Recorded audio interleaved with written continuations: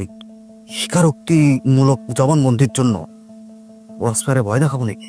মিয়া, এরা কি ক্রসফায়ার ভয় পায়? পায় না।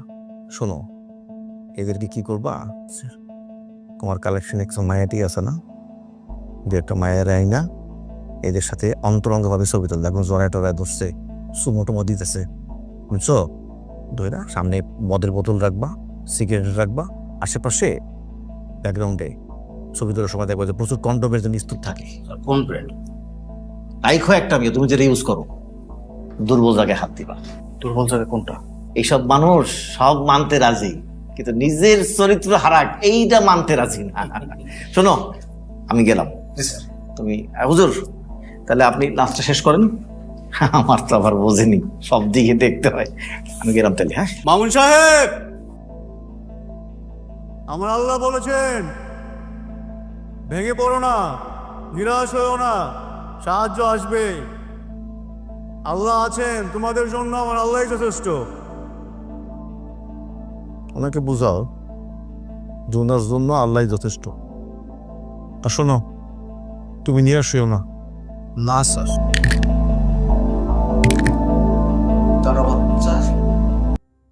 কোনো হইচই আছে?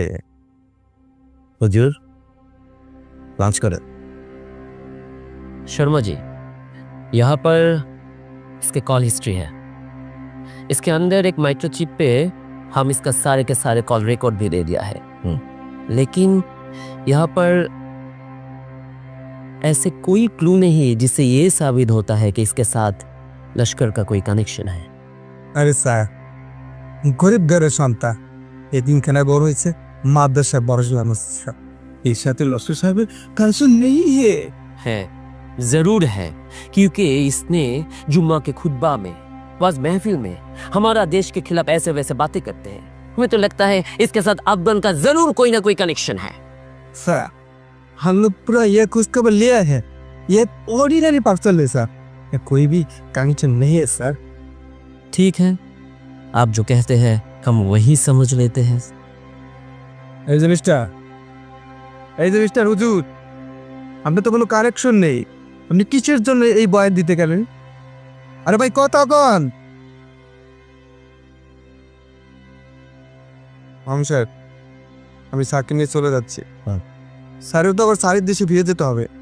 হ্যাঁ, ठीक है मामू साहब, मेरे पास वक्त बहुत कम है, मैं चलता हूँ।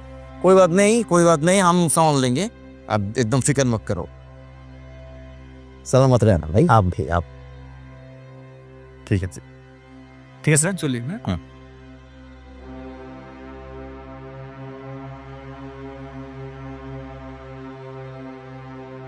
কি হলো হুজুর, লাঞ্চ করেন? ভাত খাবেন না? দেখেন ভাই, আমার এখান থেকে কিন্তু কেউ না খেয়ে যেতে পারে না। আপনারা আমাদের কি ভাবেন আমি জানি না, তা আমি কিন্তু মানুষটা খুব জনদরদি, ঠিক না? তাই আমার এখান থেকে কেউ না খেয়ে গেলে জিনিসটা আমার ভাল লাগে না।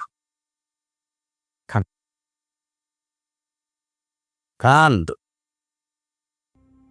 ওই মানুষ তো ভালোভাবে করে তোর কথাটা সাটা দিয়ে ঢোকে না, না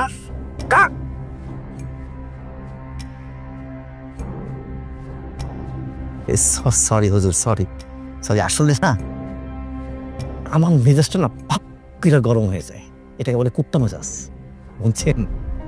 যদিও এখন অনেকটা কইমা আসছে, ইমপ্রুভ হয়েছে না স্যার অনেক ইমপ্রুভ স্যার। হুজুর? এই খাবার কিন্তু স্পেশালি আপনার জন্য আনা হয়েছে। আপনি আবার বলতে পারেন যে এইখানে এই খাবারের মধ্যে আবার স্পেশাল কি আছে? আছে, আপনি যে গরম ভাত দিয়ে ডিম ভর্তা পছন্দ, সেটা কিন্তু আমরা জানি। এখন আবার জিজ্ঞেস করেন না যে কিভাবে জানি। আছে আছে, আমাদের একজন তথ্য বাবা আছে, তার মাধ্যমে আমরা সব তথ্য পাই। এই মনে করেন আপনি আপনার নিজের সম্পর্কে যা না জানেন, আমরা সেটাও যাই না পালে, বুঝছেন বিষয়টা? তো ওই আপনারে বলছিল ইলিশ মাছ দেওয়ার কথা, আমি মানা করছি। কারণ আমি বলছি সে বেশভূষায় আরাবিয়ান স্টাইল হইলেও সে কিন্তু বাংলাদেশি, আর আমাদের বাংলাদেশিদের এখন রুই মাছে অভ্যস্ত হইতে হবে, কারণ ইলিশ মাছ তো দাদাদের জন্য, আমাদের জাতীয় মাছ হইতেছে রুই মাছ। সেই জন্য আপনাকে রুই মাছ দিয়ে খাবার দিচ্ছে। খান খান খান। আমি কিন্তু হুজুর একটা জরুরি মিটিং ফেলে আপনার কাছে আসছি, আপনাকে এই লাঞ্চ করাবো বলে। যে দুজন নায়িকার কথা শুনছেন না, একজনের সাথে আরেকজনের ঝামেলা লেগে গেছে, এটা তো এখন বিশাল বড় একটা কেস। হ্যাঁ, ওদের এক একজনের হইতেছে 8 মিলিয়ন করে ফলোয়ার। 8 মিলিয়ন, যদিও ক্যাসালটা আমরাই লাগাইছি। কারণ কি জানেন, আপনার জন্য। কিন্তু আপনি তো এখন একটা বড় ইস্যু। হ্যাঁ, চারদিকে শুধু আপনার নিয়ে শোরগোল আর শোরগোল। সোশ্যাল মিডিয়া খুললেই আপনার টপিক হইতেছে গরম। এই গরম জিনিসটা ঠান্ডা করতে ওই 2টা নায়িকারে সেট করছি। কিভাবে বলেন? বলতেছে এই 2টা নায়িকারে নিয়ে একটা প্রেস ব্রিফিং করব, তারপর বিচার সালিশি করব। কইরা দেখবেন কি চারদিকে শুধু তাদের ওই ক্যাচাল ঝগড়া, তাদের ঝামেলা নিয়েই মানুষ পড়ে রয়েছে। এরপর সন্ধ্যার সময় দুজনের ডাইকে মিলবিশ করাই দিব। আপনার ইস্যু পাবলিক। আমরা কিন্তু সকাল বিকাল ইস্যু তৈরি করি, সেই ইস্যুরে আবার বদলাইয়া টিস্যু বানায়া মুইসা ফালাই দিই।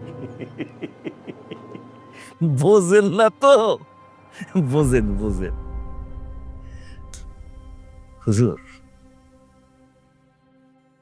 পানি দাও তো অনেক।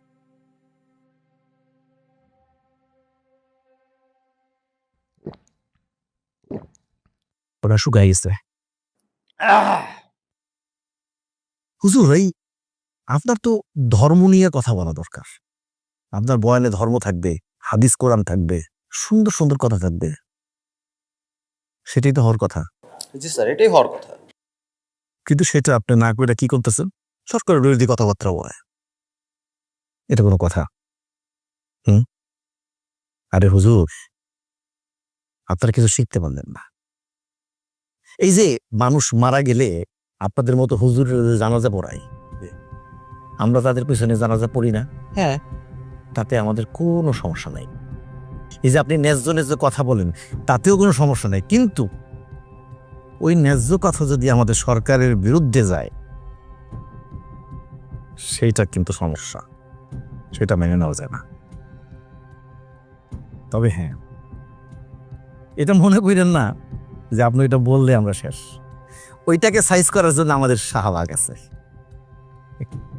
এই শাহবাগের মাধ্যমে আমরা মানুষজনদের বুঝাই যে আপনাদের কথা শুনলে দেশ পিছায়া পড়বে, দেশ জঙ্গি রাষ্ট্রে পরিণত হবে, মধ্যযুগে পৌঁছে যাবে, উন্নতি হবে না, হবে না। বুঝছেন? এসব বাদ দেন, এসব বলা যাবে না। আমরা যাহা বলবো তাহাই মেনে নেবেন, সবাই তাহাই মানে। কারণ কি জানেন? কারণ আমরা শাহবাগ যখন বুঝাই লোকজনদেরকে যে আপনাদের কথা শুনলে দেশটা জঙ্গি রাষ্ট্রে পরিণত হবে, তখন পাবলিকরে আমরা যাহাই বুঝাই তাহাই বুঝে, তখন পাবলিক ভয়ে আতঙ্কে তাদের যে ম্যান্ডেট আছে না, ম্যান্ডেটটারে ঘুষাইয়া ভাস কইরা সরকার প্রধানের আসলের নিচে লুকায় রাখে। ওই যে জঙ্গি রাষ্ট্রের ভয়, বুঝছেন? তখন পাবলিক মনে করে যে না, এরাই যুগ যুগ ধইরা ক্ষমতা থাকুক। তখন পাবলিক কি চায় জানেন? পাবলিক চায় শান্তিতে থাকুক। এই গণতন্ত্রের পুটকি মারারও সময় পাবলিকের নাই। পাবলিক যেমন শান্তিতে থাকতে চায়, আপনিও শান্তিতে থাকতে পারবেন। একটা বুদ্ধি দিই। বুদ্ধিটা হলো,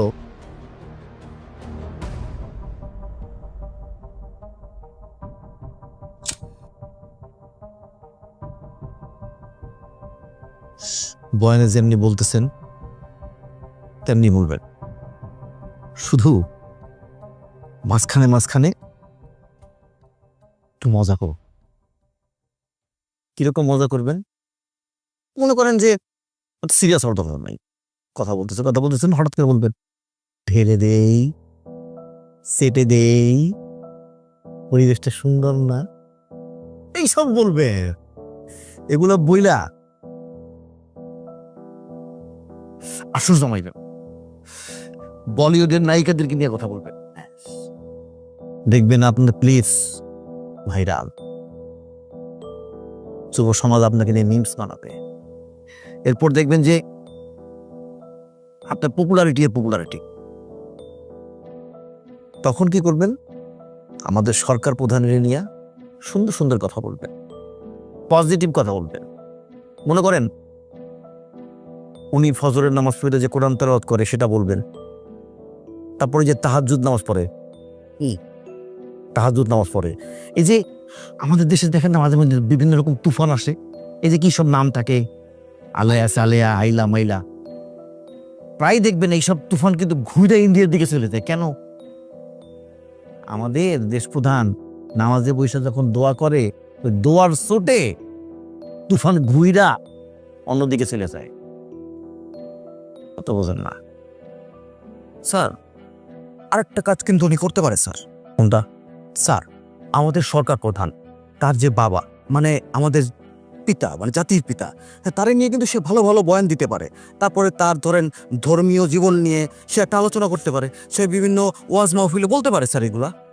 এই এই জাতির বাপ কি তোমার আর আমার খালি একলা? না স্যার। ওনাদের না? হ্যাঁ, ওনারও স্যার। সবার জাতির বিদাসে, এটা ভুল হবে না। ওই তারে নিয়ে তো কোনোদিনও কোনো বয়ানে কোনো ভালো কথা বলেন না। খুতবায়ও বলে না স্যার। খুতবায় বলবেন, জুম্মা নামাজের পরে তাদের নিয়ে দোয়া করবে, বিভিন্ন ওয়াজ মাহফিলে তাদের নিয়ে বেশি বেশি দোয়া করবেন, বুঝছেন? আর আচ্ছা, এই যে পাশের দেশের যে বন্ধু রাষ্ট্র, সেখান থেকে যখন সরকার প্রধান আসে, তারা নিয়ে আপনার এত চুলকানি কিসের? হ্যাঁ, এত চুলকানি কিসের আপনাদের? তারা নিয়ে কয়দিন পর পর পুতুল পুড়েন, পুতুল জ্বালান, এই করেন সেই করেন। আরে ভাই, তার মতো একটা ইনুস ছেলেটা মানুষ, কোত্থেকে সে কই আসছে? আপনাকে বিয়ে খায়ালে কান নাই। দেখেন হুজুর, এই কথাগুলো আমি আপনাদের বলতেছি কারণ আপনাকে আমি লাইক করি, আমি আপনার ভিডিও সবসময় দেখি, আমি আপনার বিগ ফ্যান। শুধু এই পাবলিকের টুপকির মধ্যে কারেন্ট না জ্বালায়া ভালো কাজটা করেন, বুঝছেন? স্যার, এক মিনিট বলো। স্যার, বড় স্যারের লগে দেখা করতে নায়িকা আসছে। আচ্ছা ঠিক আছে, আমি বলছি। স্যার, নায়িকা আসছে স্যার। ওর নাম বলছি, পরে ওর সাথে মিটিং করবো। স্যার, তার সাথে একটু লাঞ্চ করবে স্যার। আর ওই যে আপনার একটা গল্প দিয়ে স্যার সিনেমা বানানোর কথা না, ওর ওইটা নিয়ে আলোচনা করুন স্যার। এই কথা স্যার, কি একটা অবস্থা। ওই যে কইছিলাম না নায়িকার কথা, ও আসছে। পরে বলছি কিন্তু আমি পরে আসতে আপনার জন্য।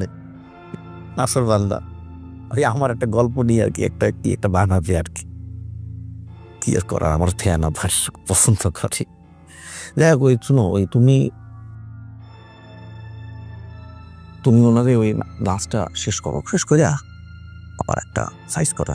আর ওনাকে কয়দিন ধরে আটকে রাখছে স্যার? 3 দিন না 4 দিন। একটা কাজ করো। কি কাজ স্যার? ওনার নামে একটা সঙ্গী সংগঠন করলো,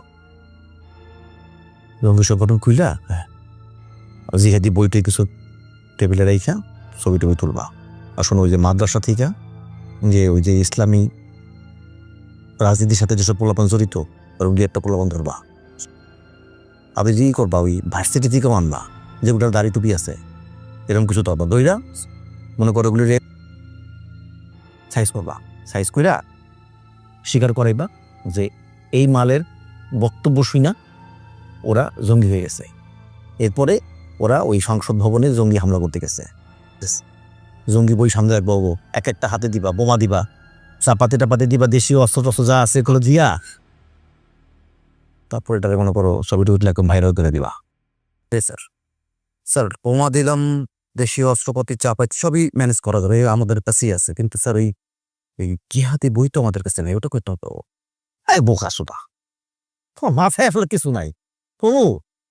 তুমি জিহাদি কোনো সময় দেখছো? না, আমি তো দেখি নাই। এগুলো আবার হয় নাকি? হয় না তো স্যার।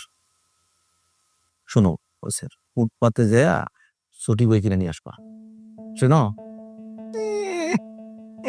সরম পায় আমার শোনা জি ছুটি বই আই না বলারটারে পাল্টাইয়া জিহাদি বই বানায় ফেলাইবা আমরাই তো কেউ কি ভিতরে উল্টায় দেখবো যে ভিতরে কি আছে না স্যার স্যার হ্যাঁ ওই স্বীকারোক্তিমূলক জবানবন্দির জন্য ক্রসফায়ারে ভয় দেখাবো নাকি?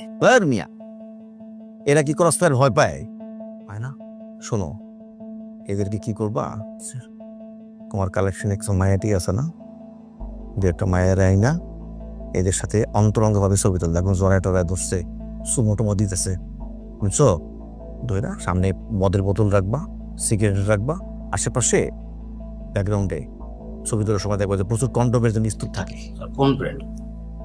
রাইখো একটা মেয়ে, তুমি যেটা ইউজ করো। দুর্বল জায়গায় হাত দিবা। দুর্বল জায়গা কোনটা? এইসব মানুষ সব মানতে রাজি, কিন্তু নিজের চরিত্র হারাক এইটা মানতে রাজি না। শোনো, আমি গেলাম। জি স্যার। তুমি হুজুর, তাহলে আপনি লাস্টটা শেষ করেন। আমার তো আবার বোঝেনি, সব দিকে দেখতে হয়। আমি গেলাম তাহলে। হ্যাঁ, মামুন সাহেব, আমার আল্লাহ বলেছেন ভেঙে পড়ো না, নিরাশ হয়েও না, সাহায্য আসবে। আল্লাহ আছেন তোমাদের জন্য, আমার আল্লাহই যথেষ্ট। ওনাকে বুঝাও জোনার জন্য আল্লাহ যথেষ্ট। আর শোনো তুমি নিরাশ হইও না। না স্যার।